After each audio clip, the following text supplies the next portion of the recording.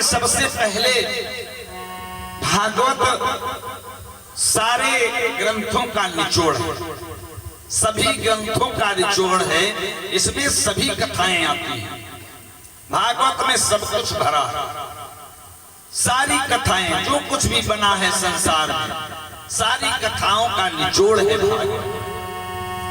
सबसे पहली कथा इसमें आती है भागवत में भक्ति, ज्ञान, वैराग्य, ज्ञान और वैराग्य की कथा आती है। तो एक दिन की बात है, यहाँ तो अनेकों प्रकार की कथाएं बताई गई हैं और सबसे पहले ज्ञान और वैराग्य की चर्चा आती है भागवत में। तो ज्ञान और वैराग्य तब समझ में आता है जब हमारे अंदर भक्ति होगी।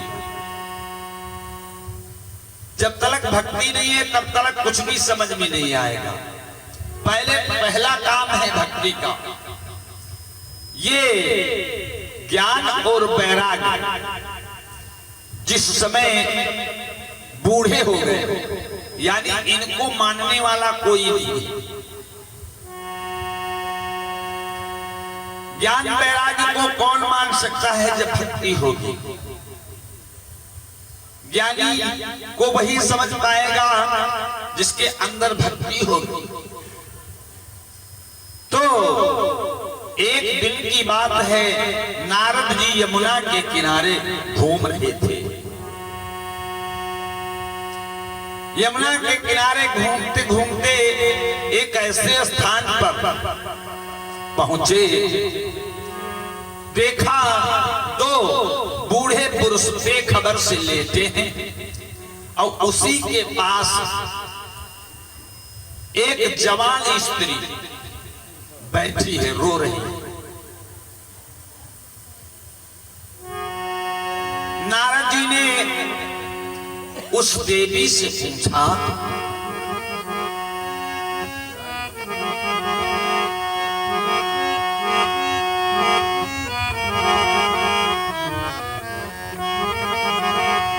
नारद जी ने देवी से पूछा, नारद ने पूछा है देवी, इन पुरुषों का लक्षण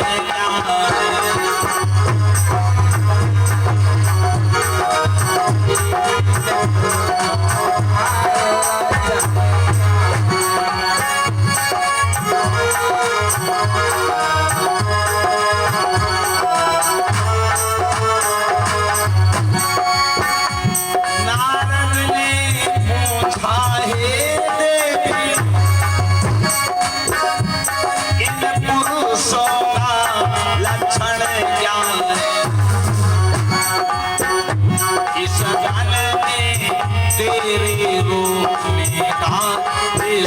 सदनी का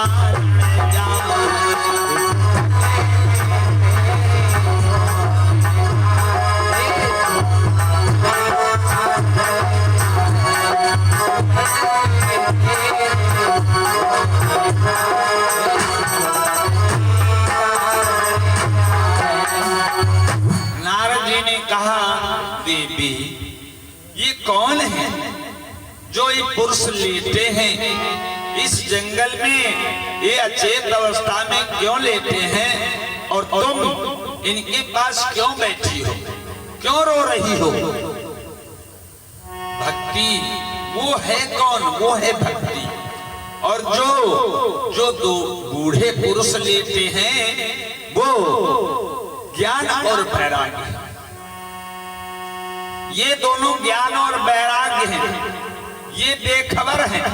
भक्ति बेचारी रो रही है, ये जवान है। नारद जी से भक्ति ने कहा, मुनिराज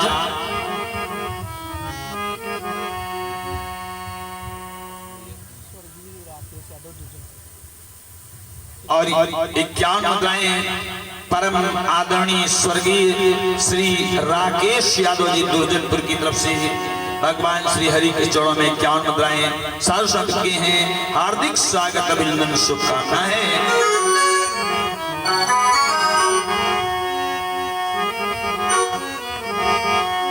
भक्ति ने नारद से कहा, मुनिराज मैं हूं जवान, मैं हूं जवान, ललन बाबा बूढ़े, मैं हूं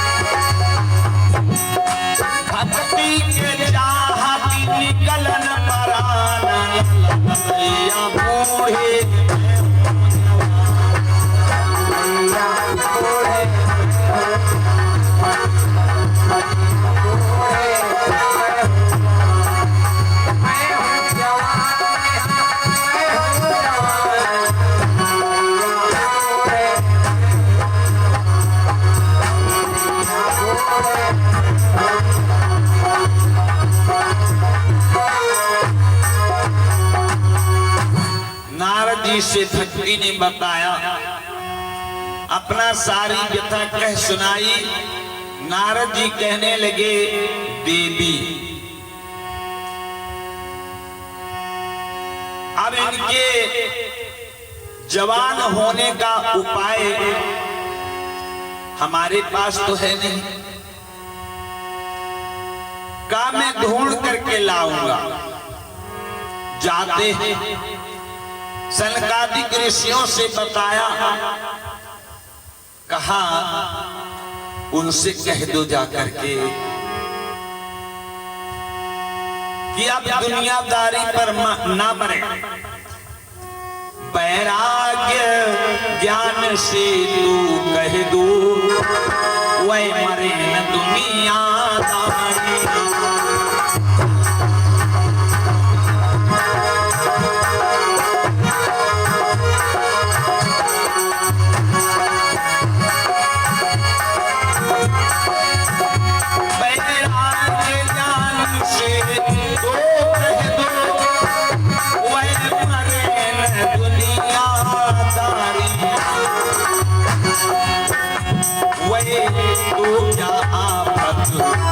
समझो समझो बेचारी भक्ति बिचारी।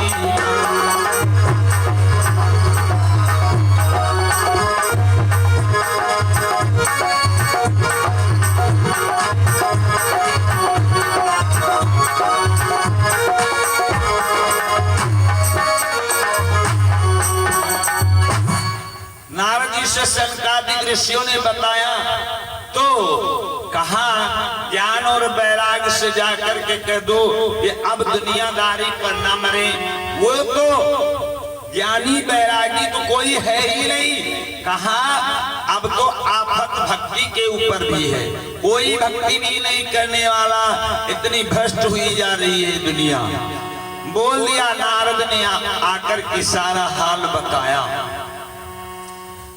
कहा अगर तुम्हें ज्ञान और वैराग्य को कुछ दिन तक जीवित रखना है तो इन्हें श्रीमद् भागवत महापुराण की कथा सुनाओ, जिससे इनका कल्याण होगा। नारद जी सारा हाल कह सुनाते हैं। इधर ज्ञान और वैराग्य को श्रीमद् भागवत महापुराण की कथा सुनाई गई, जिससे वो दोनों लोग जवान हो गए। दोनों लोग जवान हो गए तो भक्ति करने लगे सब लोग। जब ज्ञान और वैराग्य दोनों जवान हो गए तो भक्ति सबके मन में आने लगी, भक्ति पर मुड़ जाते हैं लोग। इसी प्रकार की अनेकों कथाएं इस श्रीमद् भागवत महापुराण में बतलाई गई है। ये कथा श्री सूत जी महाराज ने 88,000 महात्माओं को नैमिष में सुनाई गई। आप लोग गए होंगे नैमिष में। नैमिष धाम जो है यहीं पर ये कथा हुई है। जो कथा आप लोग सुन रहे हैं ये कथा नैमिष धाम में ही हुई है। श्री सूत जी महाराज ने 88,000 महात्माओं को ये कथा सुनाई।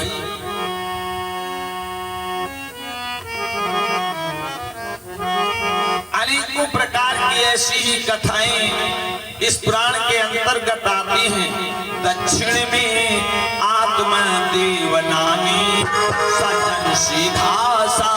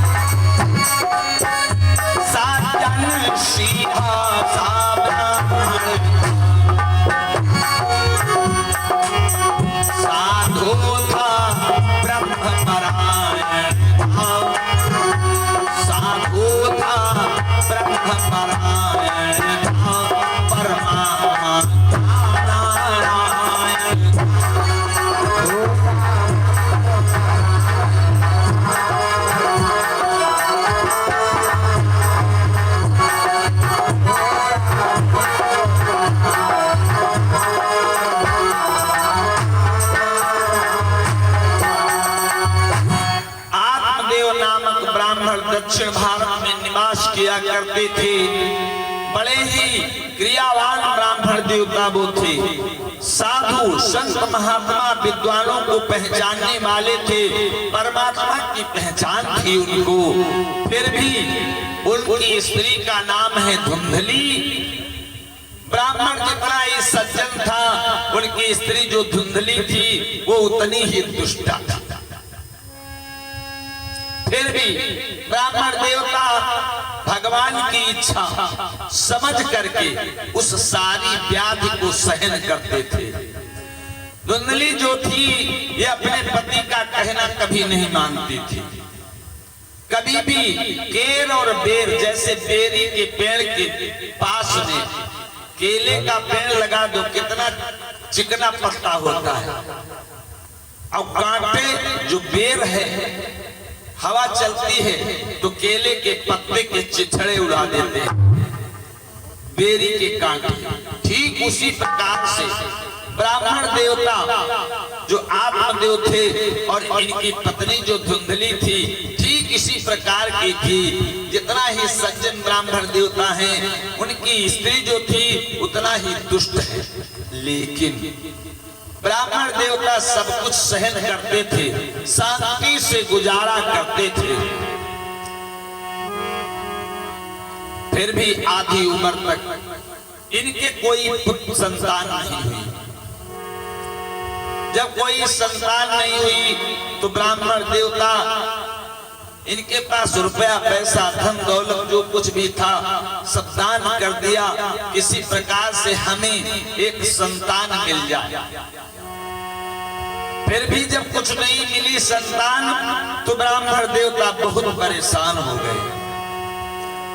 एक दिन इतना परेशान हुए कि घर को छोड़ करके चल देते हैं।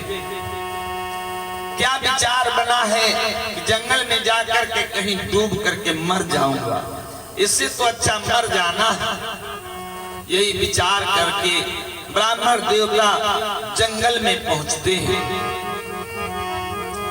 वन में पानी ढूंढने लगा, वह मर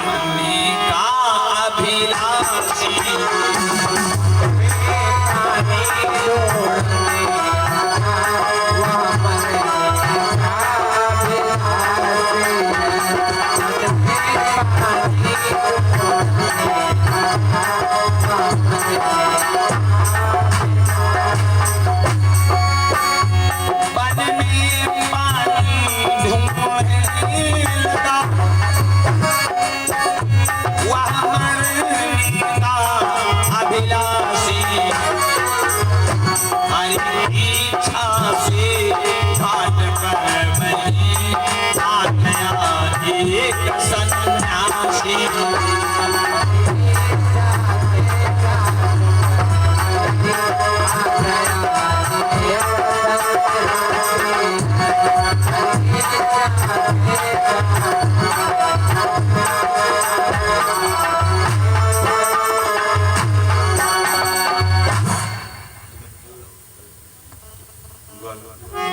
वन में पानी ढूंढने लगा, विचार क्या है, मर जाऊंगा। जंगल में ढूंढने लगा, तालाब एक मिल गया। सोचने लगा इसी तालाब में डूब करके अपने प्राणों को खो दूंगा भगवान की इच्छा से। वहीं घाट पर एक सन्यासी आ गया। सन्यासी जब ब्राह्मण देवता को देखता है, जान गया। सन्यासी जान जाता है, पहुंचा। क्या बोला है ब्राह्मण देवता से? वहां बोला, कहां भटकते हो, क्या इच्छा तुमको लाई।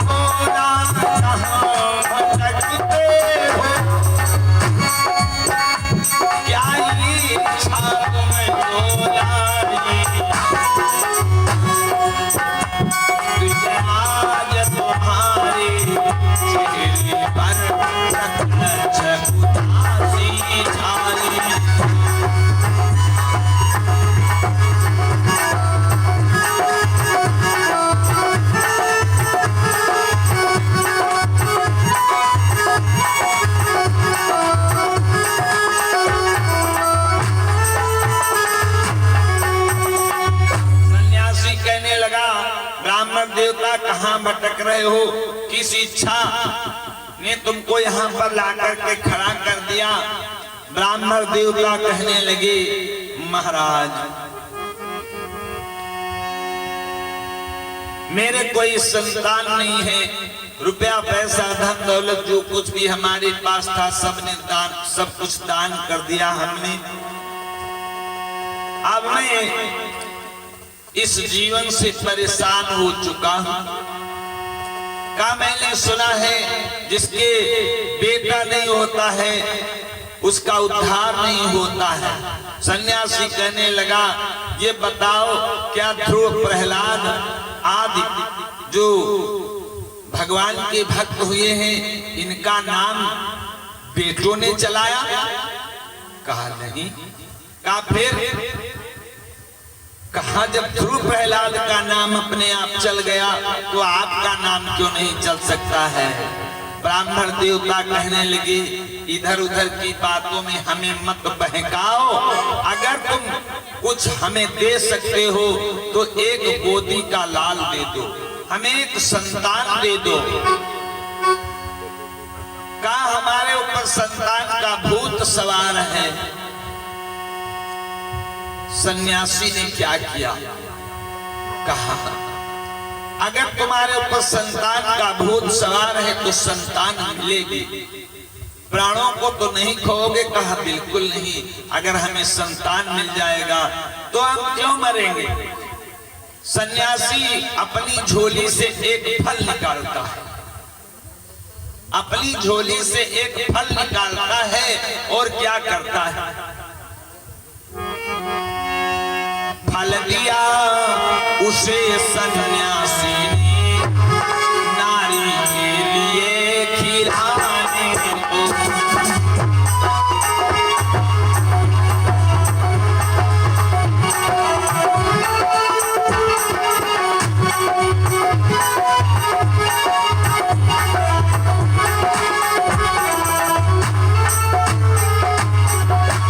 फल दिया उसे सन्यासी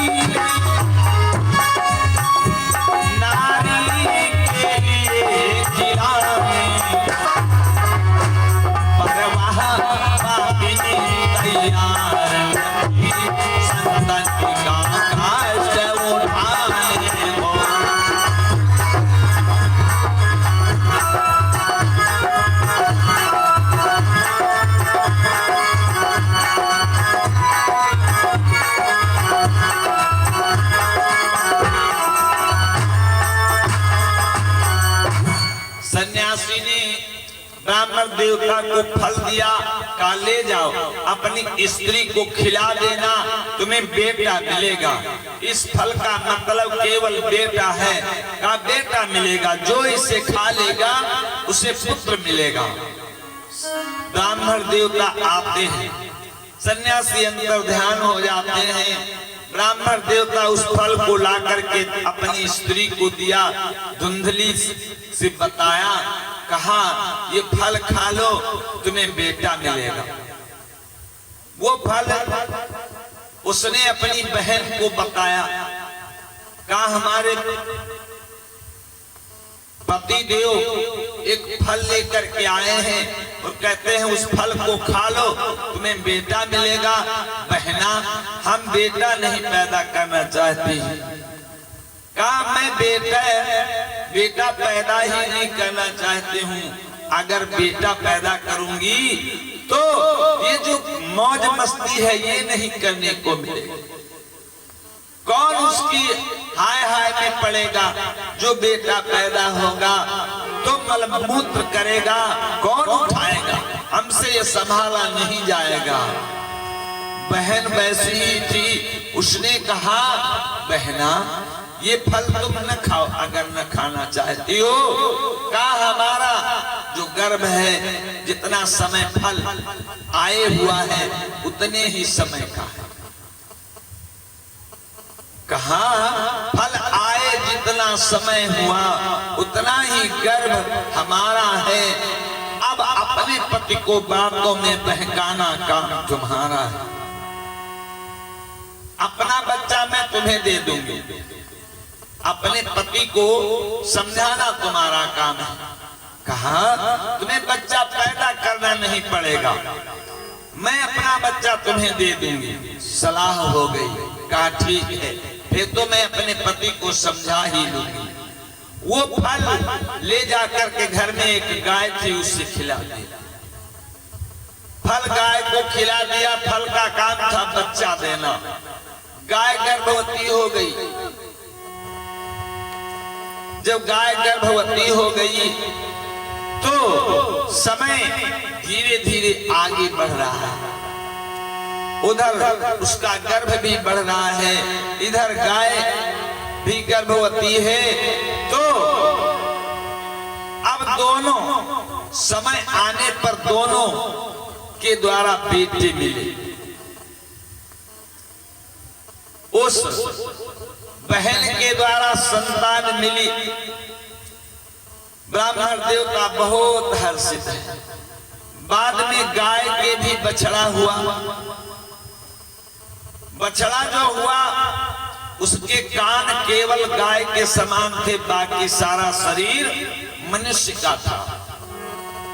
सारा शरीर मनुष्य का था, कान गाय के समान। कान गाय की, बाकी सारा शरीर मनुष्य का। ब्राह्मण देवता ने दोनों का नामकरण संस्कार करवाया, दोनों बेटों का।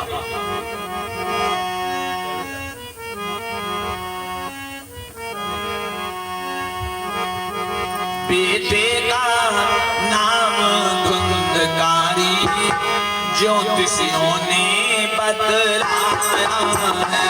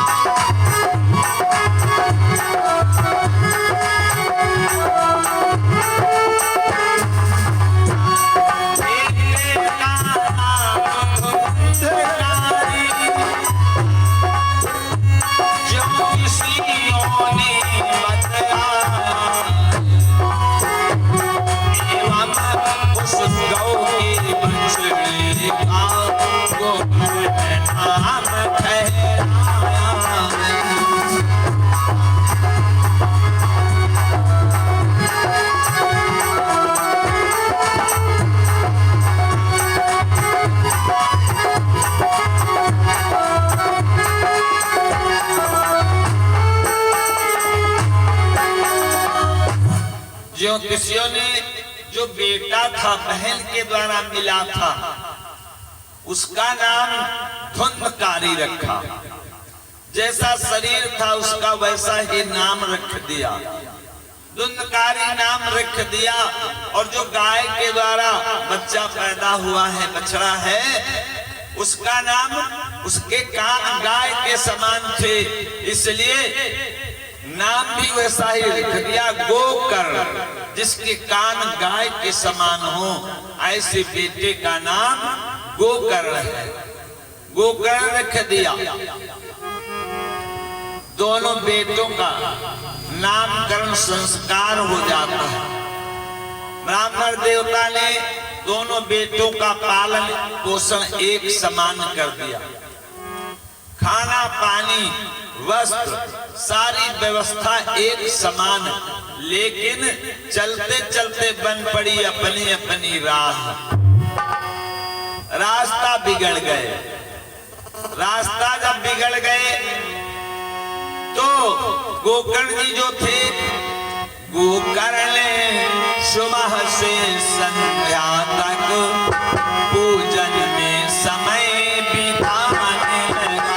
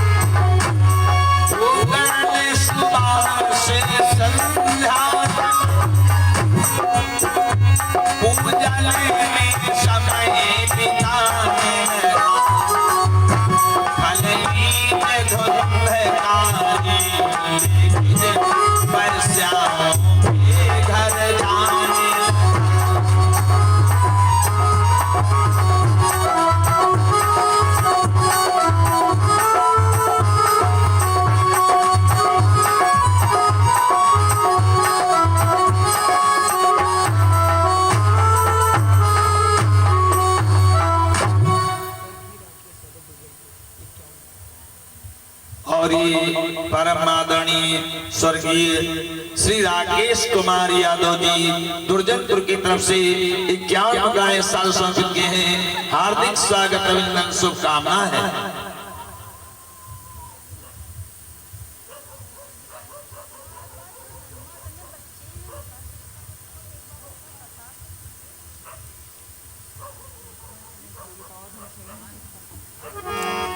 प्रेम से बोलिए श्री शंकर भगवान की।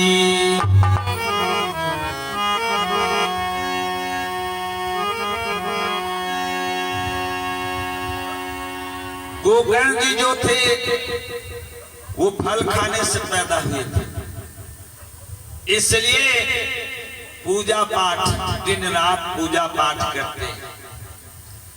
धुंधकारी जो है वो बहन का बेटा था, वो बहन से मिला था फ्री फंड में, कष्ट ये नहीं उठाना चाहती थी ना, इसलिए वैसा ही बेटा वैसा ही चालो चलन, रास्ता बिगड़ गया उसका।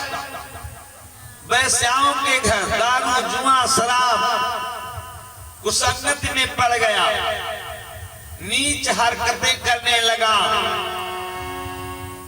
रास्ता ही अलग अलग हो गया।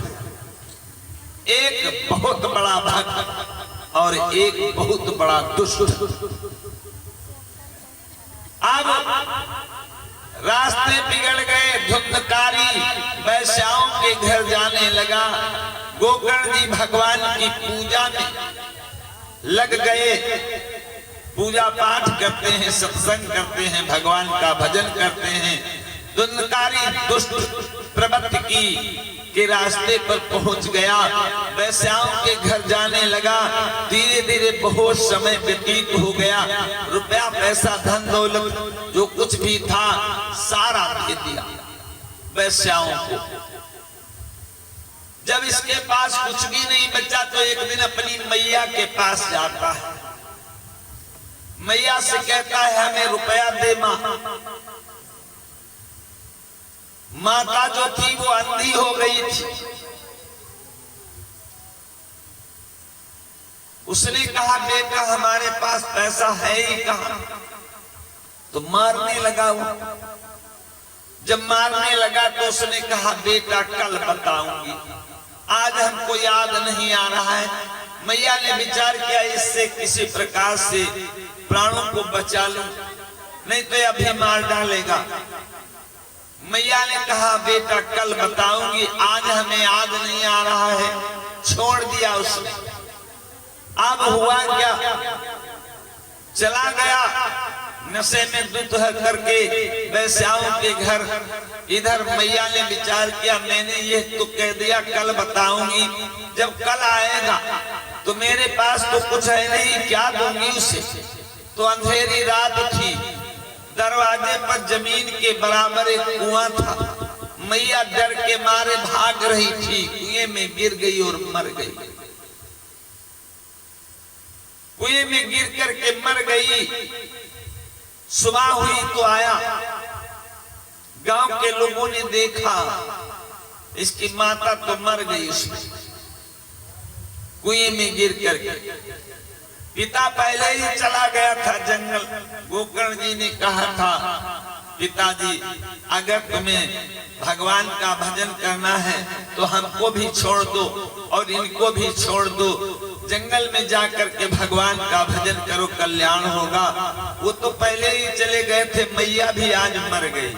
अब बचा क्या भाई, ये इसकी संगत छूट नहीं सकती है। हुआ क्या, आया खोदता ढूंढता है, कहीं कुछ नहीं मिला। जब कुछ भी नहीं मिला तो चोरी डकैती करने लगा, इधर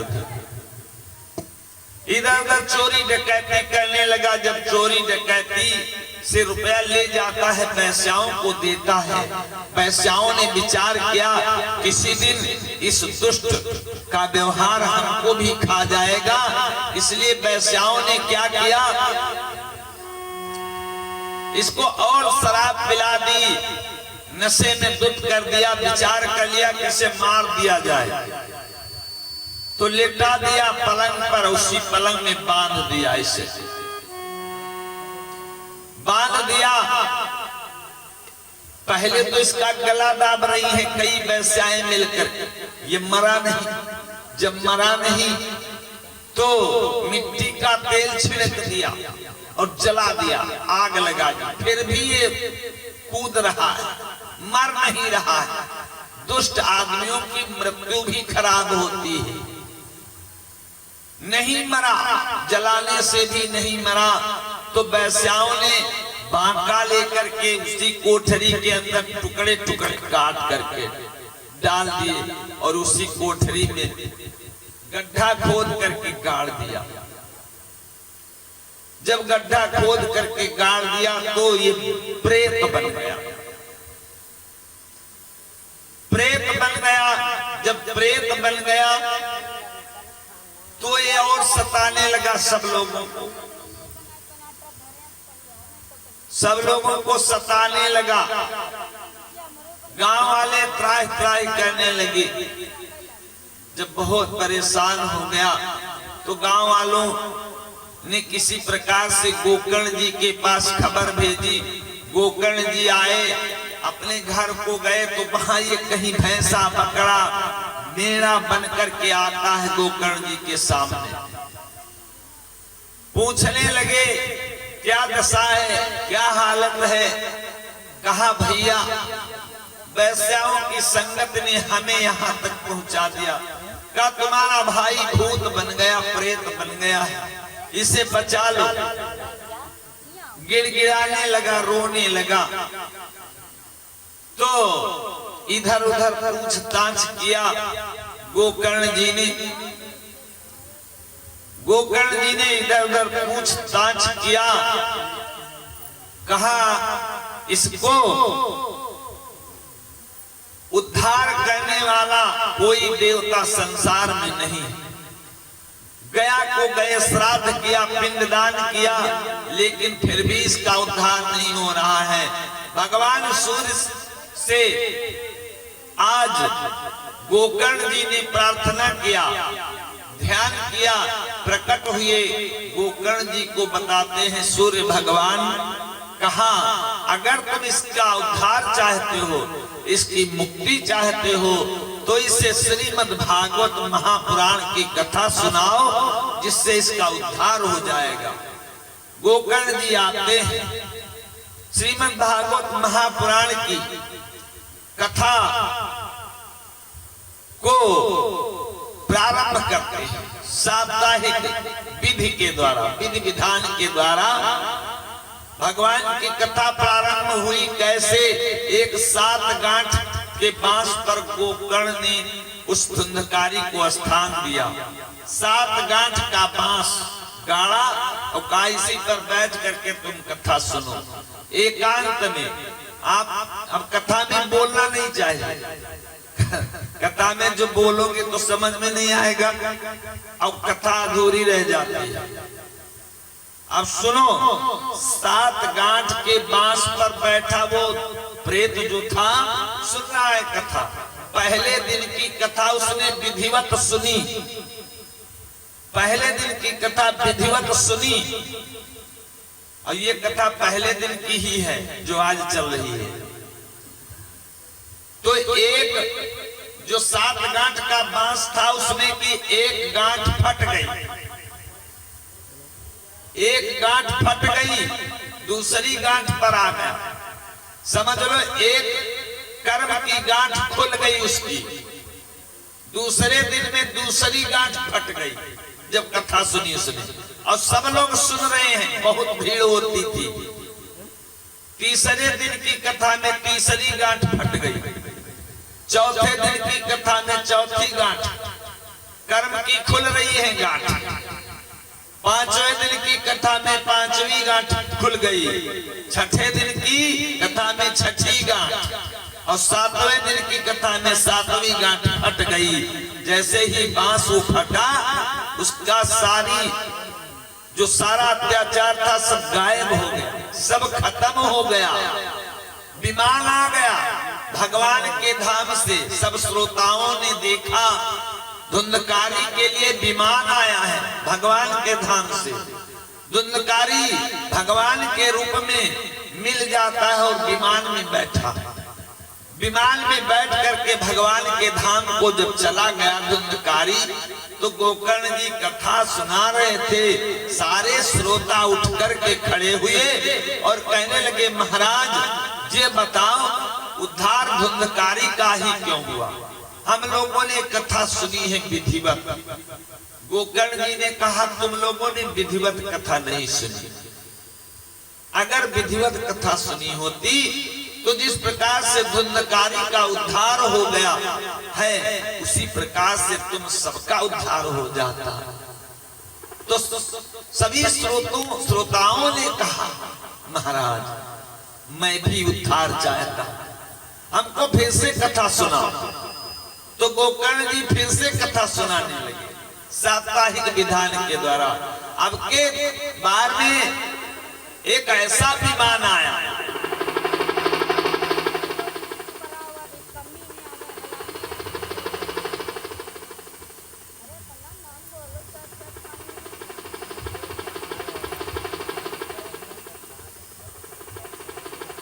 विमान में सभी श्रोता बैठ लेते हैं। वो विमान ऐसा था, सभी श्रोताओं को विमान में बैठा लिया और ले जाकर के भगवान के धाम में कर दिया। प्रेम से बोलिए श्री सच्चिदानंद भगवान की। इस प्रकार से ये कथा पापियों का भी उद्धार कर देती है। धुंधकारी बहुत पापी था, उसका भी उद्धार कर दिया श्रीमद् भागवत महापुराण ने। प्रेम से बोलिए श्री वृंदावन बिहारी लाल की। अब आरती हो जाए, समय ज्यादा हो चुका है ना। कल फिर 1 बजे से कथा रखी जाए या 2 बजे से, जैसा बताओ। धूप ज्यादा न हो, सब लोग आ जाए।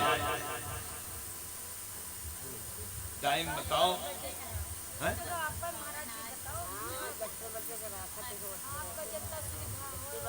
सब लोग बताओ, सबका वो एक है। 1 बजे ठीक, 1 बजे होगा। 1 बजे सबको आ जाओ, कथा चालू है जी।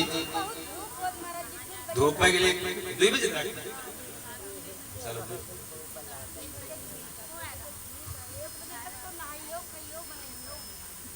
1 बजे तक कढ़ाई हम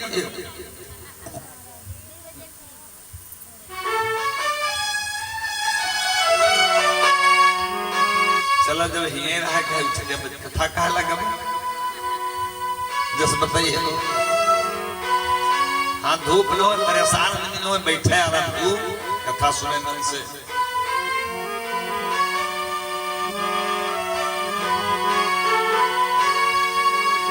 प्रेम से बोली वृंदावन बिहारी लाल की।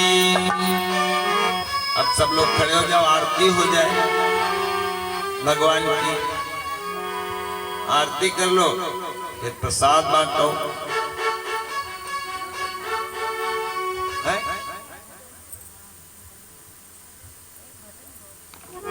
भजन का सुधे नहीं रही बताइए नहीं क्यों